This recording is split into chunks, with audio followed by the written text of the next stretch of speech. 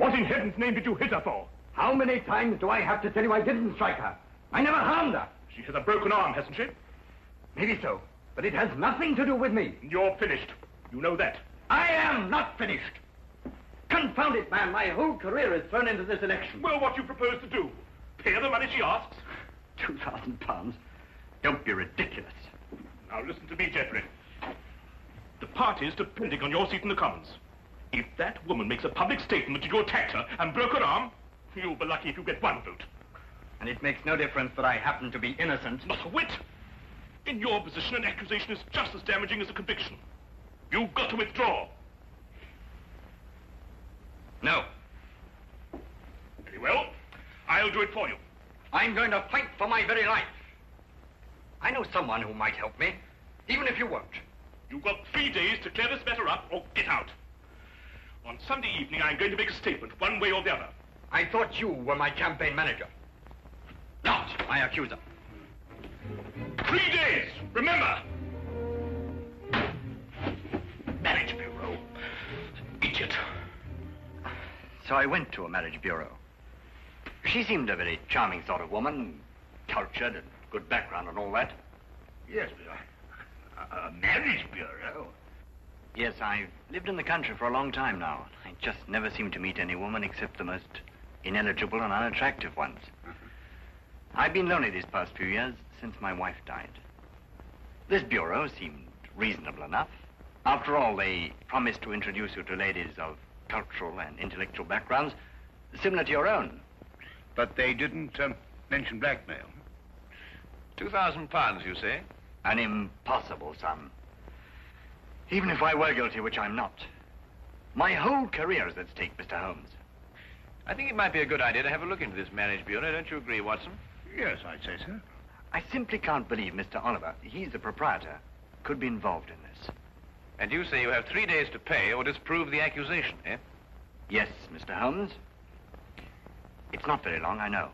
And it isn't getting any longer. I suggest that Dr. Watson and I start our investigations immediately.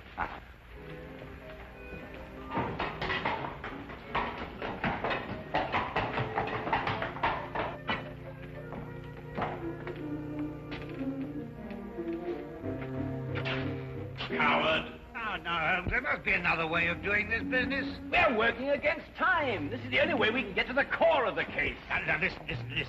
Now, listen. You go on in, and I'll just wait here. You see, but I'll be here if you need me. You're absolutely no use to me at all out here. Come on.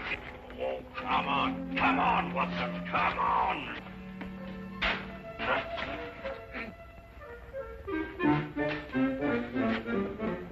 Good afternoon, Constable. Beautiful weather we're having, eh?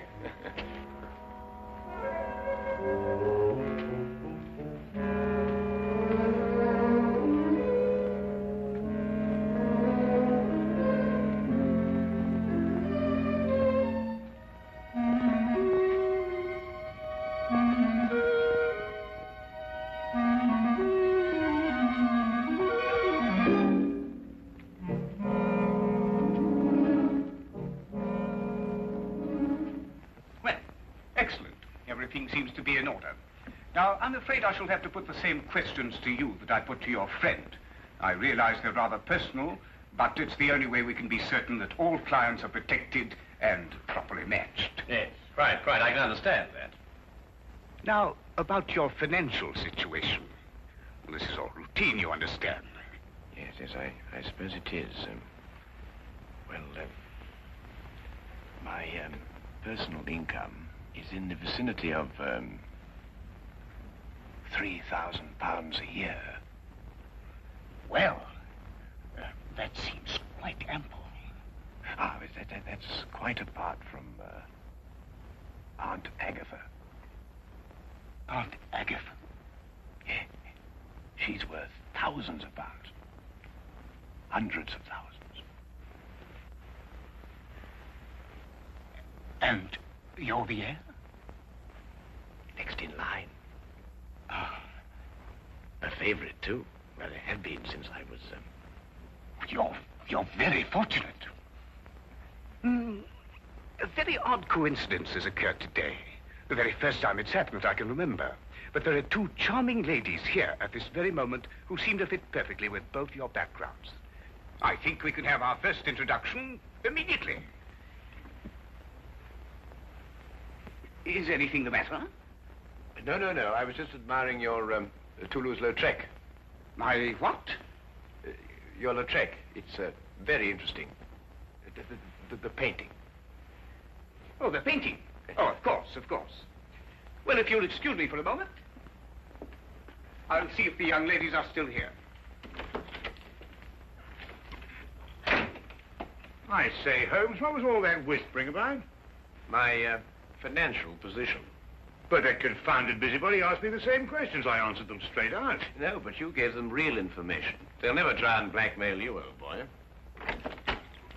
Well, gentlemen, everything's worked out perfectly. The ladies are waiting in the salon where we generally introduce our couples and let them have a get acquainted chat. My secretary is there with them, and she will introduce you.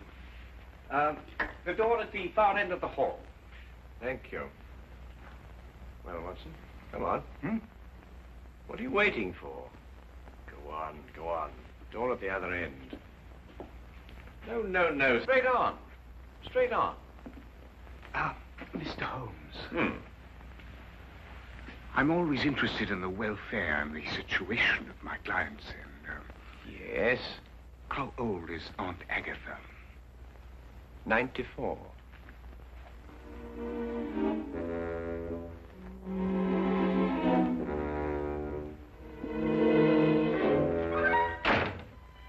Tell me, Miss... Pamela. Oh, that's a charming name, perfectly charming. Now, tell me, Pamela, do you prefer living in the country or do you like living in London, huh? Oh, I like living in the country, Dad. Do you really? Well, so do I, as a matter of fact. I love the country. The thing I like most about the country, I think, is the early morning ride. Really? Yes. Do you ride? No. Oh, pity.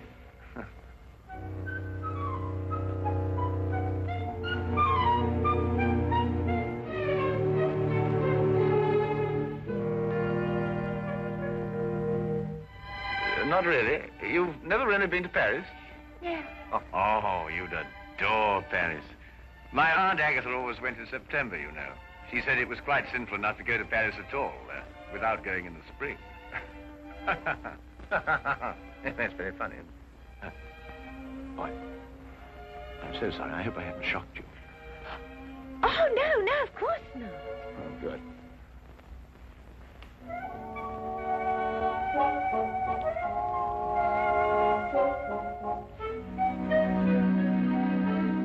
And Sir Charles was furious, of course. Well, he hates to lose a wager. But did he pay you the £500? Oh, of course. On the spot. Why wouldn't he? Why don't you say something? You have very pretty eyes. Oh, you're a romantic one. Oh.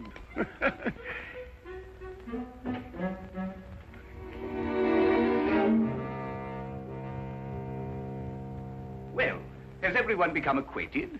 Oh, we've had ever such a lovely chat, Mr. Oliver. Splendid. It's nearly time for us to close the bureau, so I must ask you to leave in a few moments. But first, in accordance with our policy, I want to encourage all of you to know each other. Might I, for instance, suggest that all of you have tea together tomorrow, and then perhaps go to the theatre. That is, of course, if it suits everyone's convenience. Oh, that would be lovely. Oh, yes, let's. Oh, yes, perfectly delightful. Excellent. Well, I will allow you some minutes to make your preparations, and then I'm afraid we must close the office.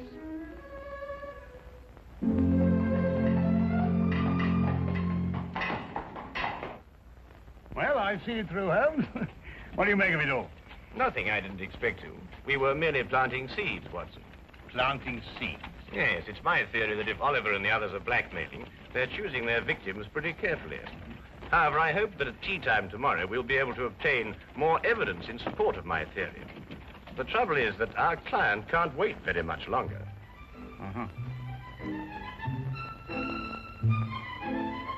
You You were telling me about your musical background, Mr. Holmes. I'm afraid I interrupted you. Well, there isn't very much to tell, really. I've spent a considerable fortune on my musical education. But what instrument was it you said you played? The violin, my dear. The violin. At times, rather brilliantly, I've been told. Oh, dear, do be careful. Sorry.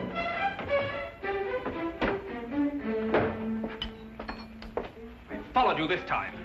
Oh, Charlie. Oh, no, Charlie. I beg your pardon. Oh, Oh, no, don't. Stay out of it. Don't. Oh. Wait a minute. So, you're the one.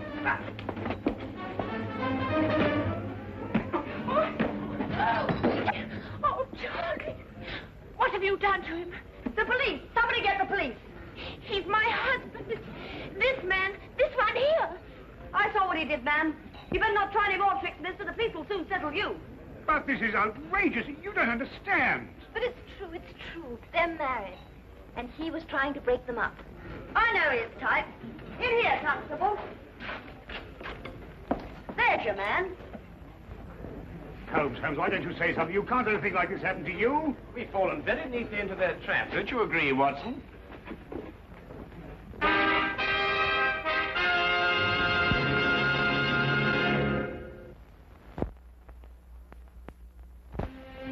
Well, everyone seems quite thoroughly in agreement, except, of course, your friend here.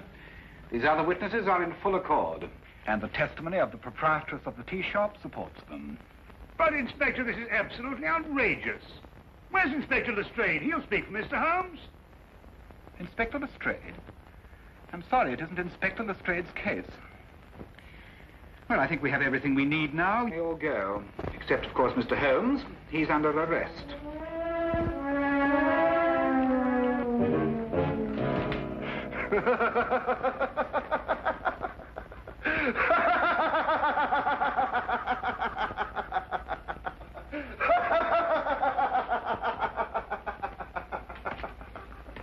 All my life I've waited for something like this. Assault and battery. You should stick to your magnifying glass. Oh, hello, Lestrade. By Jove, I'm glad you're here. Oh, I was just seeing our more dangerous criminals were properly guarded. You were right, Holmes. Oliver called on me and told me that for £4,000 this case would be quietly dropped.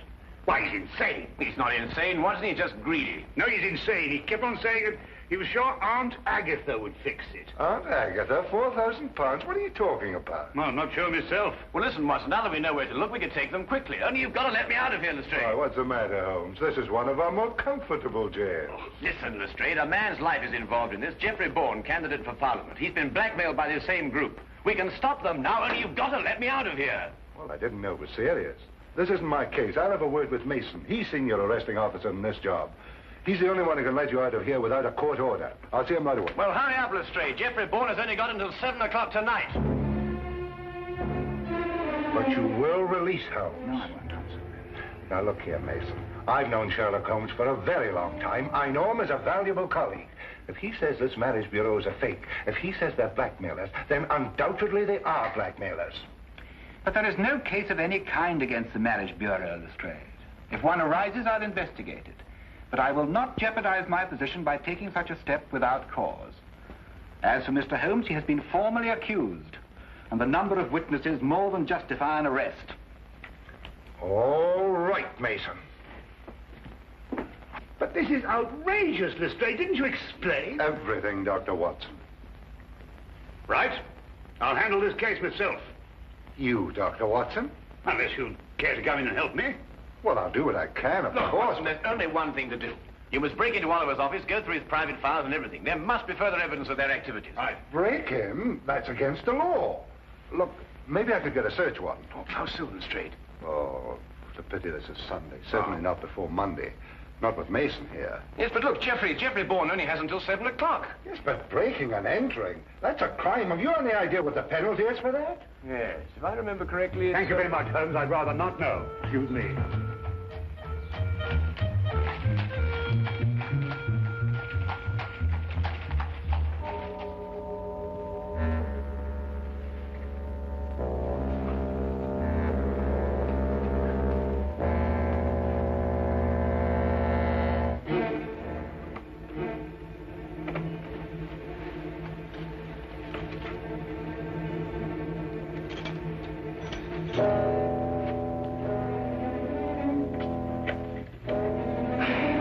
I just had to come and see for myself, Mr. Holmes. I couldn't believe it.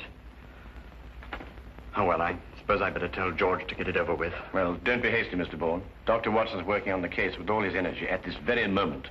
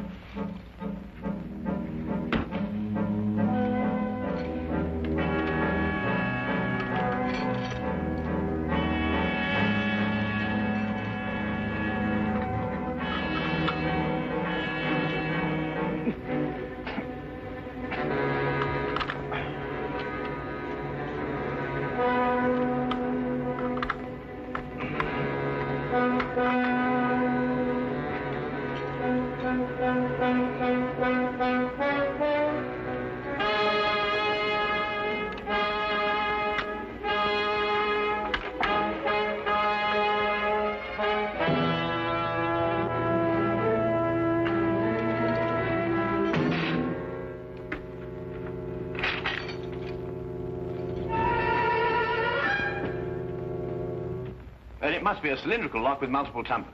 And that's quite a different story. Each of the tumblers operates at a different height. It's an absolutely tremendous task, Watson. Well, what are we going to do? Well, there's only one thing for it. Smash the lock, of course. Why, of course. Smash the lock.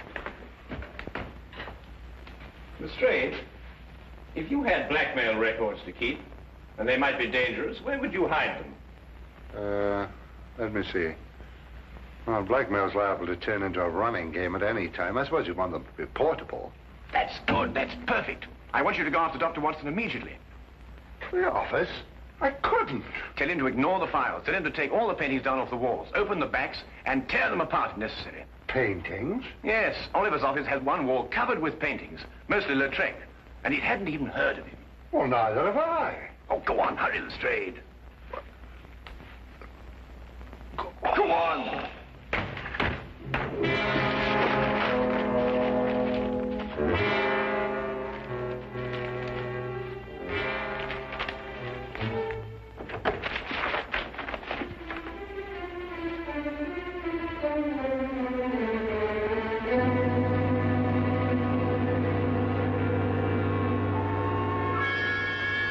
Hello, what are you doing here? But you gave me a start. I gave you a start. Look, Holmes says not to bother any more about the files. What? No, he says try looking behind these pictures. Looking behind... Here, you try that. Nonsense.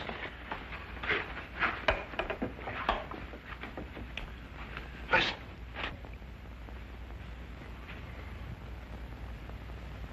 Oh, really, Lestrade. This is nerve-wracking enough without you beginning to hear things.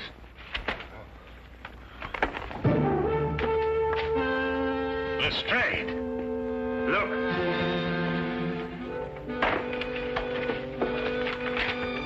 That's it. I just spoke to Mr. Holmes. He said he'd be sure to have something by 6 o'clock. I hope so, Jeff, for your sake. I hope so. Your eyes are not so pretty.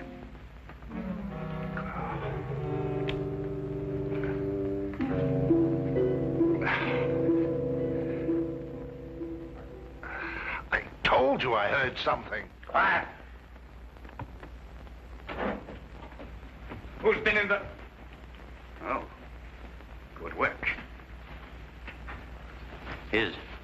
Who's he? Scotland Yard. Scotland Yard, eh? What are you doing here? Well, I... Oliver, you interfere with the national election, for one thing. We've got to clean up those files. We'll take care of them later. Edna, listen to what I'm telling you and see if you can do it right. Stand right here, and if either of them makes a move, scream. Can you do that? Yes, Mr. Oliver. Good. She's awfully stupid, but she can scream.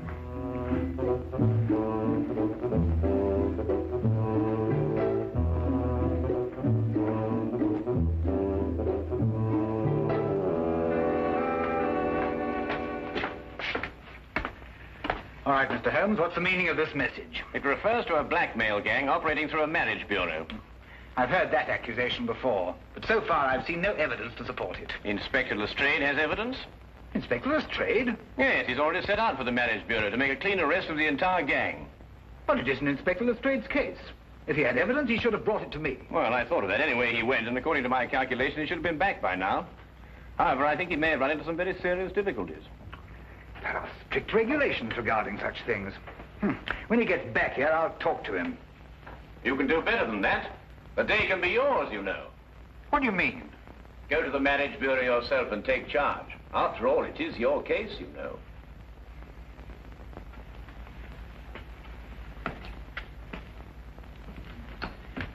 Order a squad of men to get ready. Have them meet me at the side entrance in 5 minutes.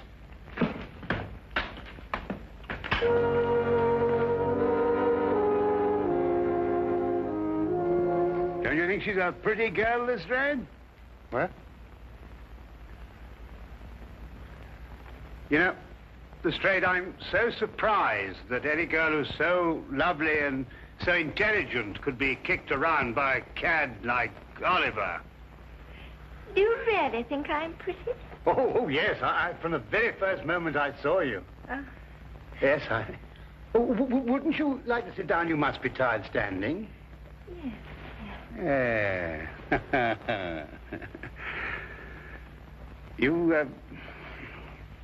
You... Yes? You have the most lovely hair. Oh. Really, it's... I wonder... My hands are awfully uncomfortable. If you could be a dear, ease them a little, could you? Oh, something amusing? I know I'm stupid, but not that stupid.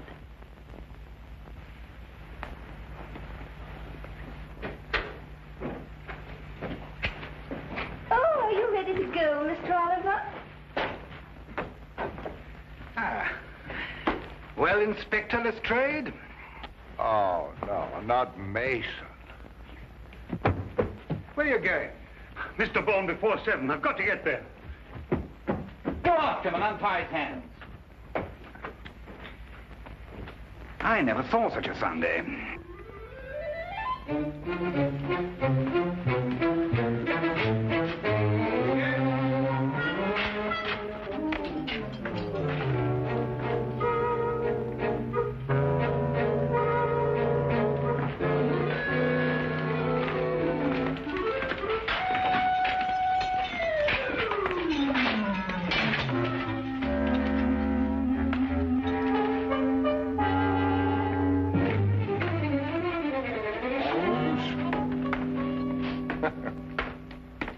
You told Inspector Mason.